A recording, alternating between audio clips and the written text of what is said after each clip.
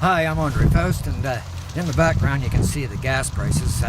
They went up last night at 2401 is when the gas prices are set. One of the things that just amazes me, I guess, is how rational our society is. You know, 3-4 weeks ago the carbon tax comes in. You know, that was 4 cents a litre, I think, give or take, you know. Anyway, you know, people were screaming prior to the carbon tax. There was protests, manifestations, all kinds of things. And yet, prices go up that are not related to carbon. No one says anything. They just accept it. You know, well, I've got to drive, so I got to pay for it. One thing I've got to say on the carbon tax. Now, I haven't met Premier Blaine Higgs personally. He's probably not a bad guy, but he does amuse me at times. You know, when the carbon tax came in, he said, you know, he opposed it. And yet, at the same time, well, roughly, we're just talking, you know, metaphorically here.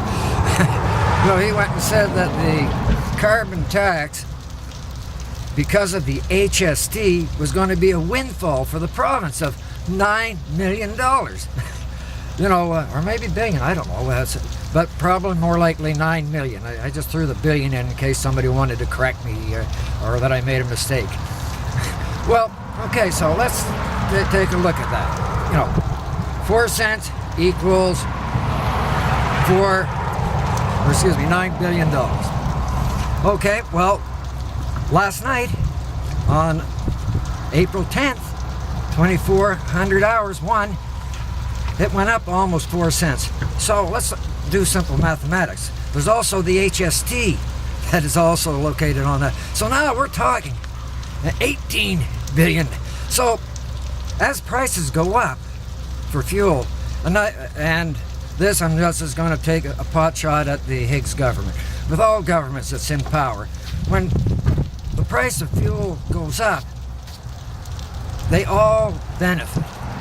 So keep that in mind, whether it's carbon tax or whether it's prices that have been set by the New York Mercantile Exchange. And that's who makes the decisions to what we're going to pay for gas, or oil, or heating oil, or whatnot.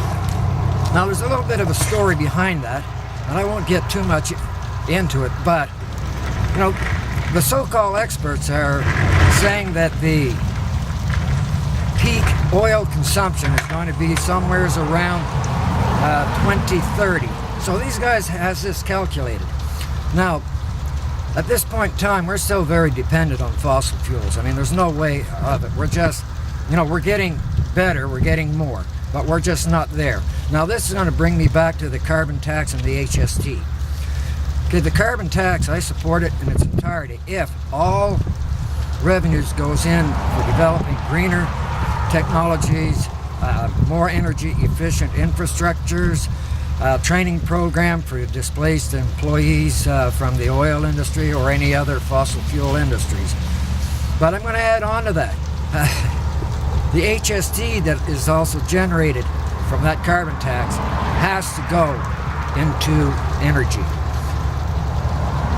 The problem is why things aren't moving as fast as what we'd like to is strictly economics. So the money's just not there to, you know, to pay the research, to pay, you know, innovative development of different technologies. It's just not there. But now, if this money would be made available, we would advance our, you know, our development considerably. And the other thing is, if we're trying to move from fossil fuels to green energy, then with that carbon tax and the HST that's collected off of that, if that were to go in to provide homeowners with, you know, financing to, you know, to start, you know, utilizing some of the alternative energies that we have, that would really make a big dent, and also would take us closer to meeting the Paris Accord of our carbon footprint. So there's all these type of things. But if that carbon tax is used for anything else but energy-related development, then it's just a regular tax. So I'm just gonna sum up on social rationality. On one hand, when we talked about the carbon tax, everyone got up on arms about it and how bad of a deal it was. Yet New York can go set the prices, and we say very little. So this has been, well, now there's an energy consumption. Anyway, it made me lose my train of thought. Anyway, I guess c'est la vie, as we'd say in French. So anyway, until next time, this has been Andre Fose.